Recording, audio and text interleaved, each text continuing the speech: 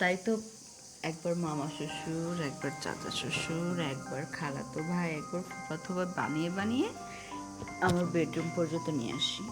তা না হলে একা একা কি ভালো লাগে? কতদিন আর একা একা থাকবো? ঠিক করতে গেছে। আমার যা সহ্য হইতেছে না বুঝছো, আমার মন পাতাইতেছে আসল কাজে চলে যায়।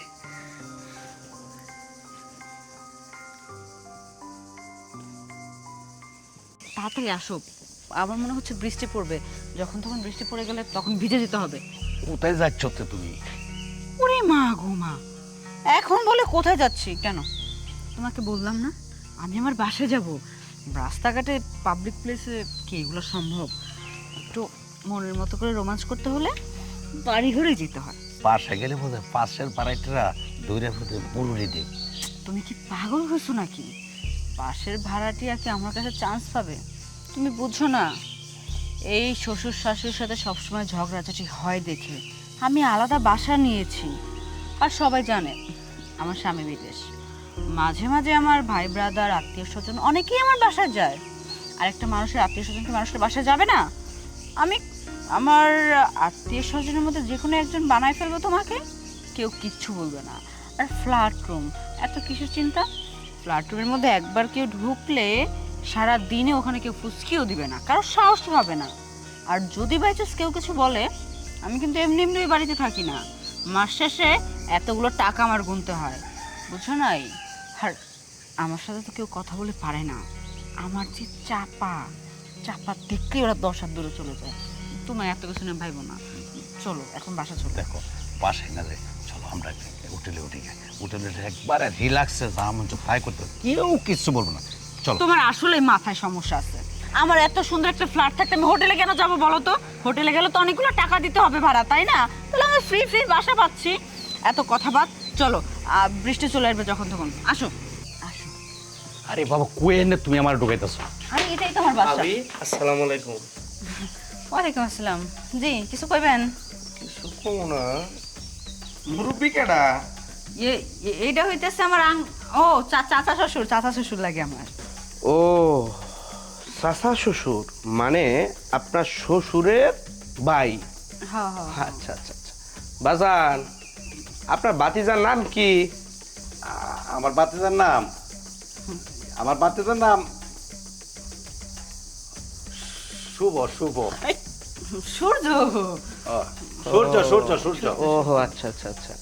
দেখেন আপনার কি ট্রেনিং দেওয়ায় নিয়ে আসছে। শুভ আর সূর্যের মধ্যে আওলায় ফেলাইছেন। ভাবি আসলে কি আপনার চাচা শ্বশুর? আরে মিয়া, আপনি অযথা মানে ভুল বুঝতেছেন। মানে আমার স্বামীর ডাক নাম হইলো শুভ, আসল নাম হইলো সূর্য। সূর্য সূর্য মানে গ্রামে আমরা শুভ বলি এটাই আর কি। ও এই আর কি। হ্যাঁ। যাক, শুভ আর সূর্যর ভিতরে আপনার আওলায় ফেলেও সমস্যা নাই। তখন আপনারা কোথায় যাইতেছেন? কোথায় যাব? আমার রুমে যাব। চাচা শ্বশুর অনেকদিন পরে রাস্তায় দেখলাম, তো তাই ওনারে বললাম যে আমার বাসায় আসেন, বাসায় আইসা তারপরে একটু চা বা কফি কিছু একটা খান। এই জন্য নিয়ে আইলাম আর কি। ফাঁকা বাসায় চা কফি খাওয়াবেন? আশ্চর্য বিষয়, আপনি এমন ভাবে কথা কইতেছেন মনে হয় যেমন আপনাকে ঘরে কোনো আত্মীয় স্বজন আসে না। আর না, আমি থাকি এক, আমার জামাই থাকে বিদেশ, তাহলে ফাঁকা বাসায় তো থাকবো। ভাবি আমি আপনার কাছে ক্ষমা প্রার্থী, যান ঘরে যান। জামই তো সবসময় খালি বামার ঢোকায় দেন। আসেন চাচা। চলেন। যান চাচা, ঘরে যান। আমার কথা কিছু মনে পাইবেন না বাজান। না বাদান, আমি একটু মনে কিছু করছি। আচ্ছা, যান। না আপনারা তো দেখে টেকে রাখবেন, হ্যাঁ, হ্যাঁ, বুঝছেন আপনারা বাসা তাই একটু দেখে দেখে রাখবেন। আচ্ছা আচ্ছা আচ্ছা, আপনার বাস্তিরে দেখা রাখবো। আর আপনারও কোডের ব্যবস্থা করতেছি, খাবেন।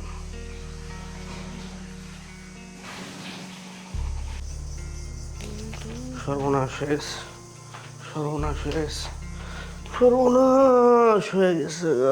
কি হয়েছে? সর্বনাশ। সর্বনাশ? কিসের সর্বনাশ? কি হয় নাই ওইটা কও। ওই যে তুমি তো খুব ভালো মতোই জানো আমি প্রবাসীর বউরে অনেক পছন্দ করি। আই লাভ ইউ প্রবাসীর বউ। ঘটনা কি ঘটাইছে জানো? একটা মুরব্বী লোক নিয়ে বাসায় ঢুকতেছে। আমি জিজ্ঞাসা করলাম, ভাবি এটা কে? কি কয় জানো?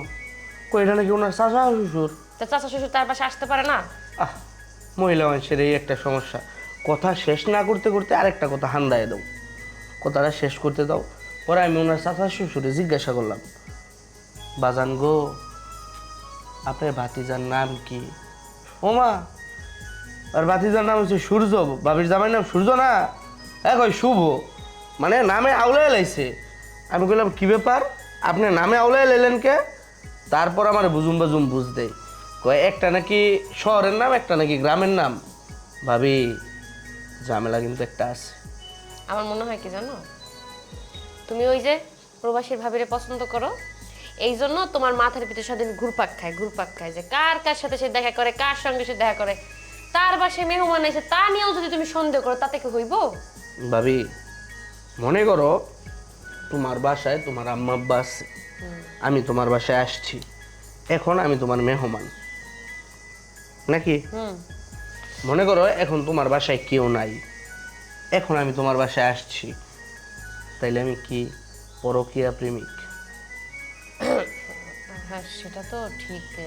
ভাবির বাসায় তো কেউ নাই, আর এমন সময় চাচা শ্বশুর আসা তো কথা কিন্তু বন্ধ করছ না রে।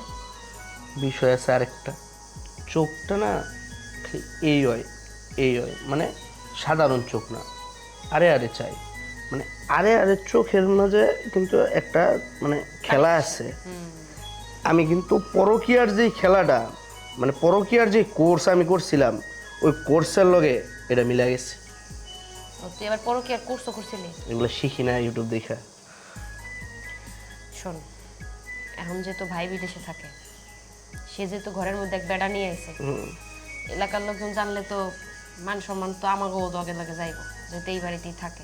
শোনো, এমন কাম করতে হইব, রত দেখতে হইব, আবার কলাও বিক্রি করতে হইব, সাপও মারতে হইব, আবার লাঠিও ভাঙ্গা যাইব না। মানে হইতেছে তুমি আর আমি একটা ক্রাইম পার্টনার, আমরা দুজন মিলে যাব, গিয়ে সালাম দেব, আসসালামু আলাইকুম, তারপরে কটটা দিয়ে তার সাথে যা কিছু আছে সব রেখে দিয়ে, তারপর যদি বিকাশে বা ব্যাংক অ্যাকাউন্টে টাকা থাকে ওগুলো আনিয়ে তারপর তাকে লাঠি দিয়ে এই বাড়ি থেকে বের করে দিব। কেমন হয়? তাহলে এখন কি করা যায়? তাদেরকে গিয়ে কর দিতে হবে। চল।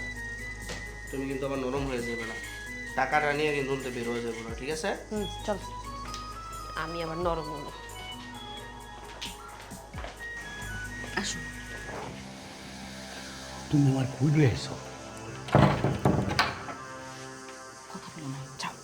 পাশের বাসা মাইসে তো শব্দ পাতে কি শুরু করছো? আরে শব্দ পাবে কেন, বসো এখানে। রুমের মধ্যে ঢুকে গেছি, এখন আর কোনো ঝামেলা নেই, কোনো প্যারা নেই, এখন শুধু তুমি আর আমি। কীভাবে করে সবাইকে রস খাওয়াইলাম, আমার কত বুদ্ধি দেখো। সবার চোখে ধুলা দিয়ে তোমাকে চাচা শ্বশুর বানিয়ে একদম রুমের মধ্যে নিয়ে আসলাম, কেউ কিছু টেরও পেল না।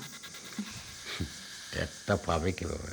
তোমার মাথার মাঝে যে বুদ্ধি, আর বুদ্ধি যদি না থাকতো, আমার বাইশটাটা থাকে প্রবাসে, আর আমার বাইশটারা হারে একটু দেখার জন্য, একটু খাওয়ার জন্য কত কষ্ট করে কোনো দিকে পানা, আর তুমি বাড়ির থেকে সব কিছু পাইতেছো, যেমন আমাকে নিয়ে আসছো চাচা শ্বশুর বানায়।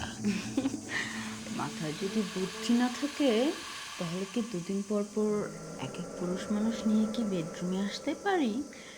যখন তখন তো বাড়ির আশেপাশের মানুষ, যখন তখন তো বাসার আশেপাশের মানুষজন দেখলে একদম কর দিয়ে দিবে। তাই তো একবার মামা শ্বশুর, একবার চাচা শ্বশুর, একবার খালাতো ভাই, একবার ফুফাতো ভাই বানিয়ে বানিয়ে আমার বেডরুম পর্যন্ত নিয়ে আসি। তা না হলে একা একা কি ভালো লাগে?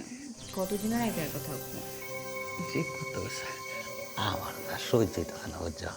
আমার মন পাকাইতেছে, আসল কাজে চলে যায়।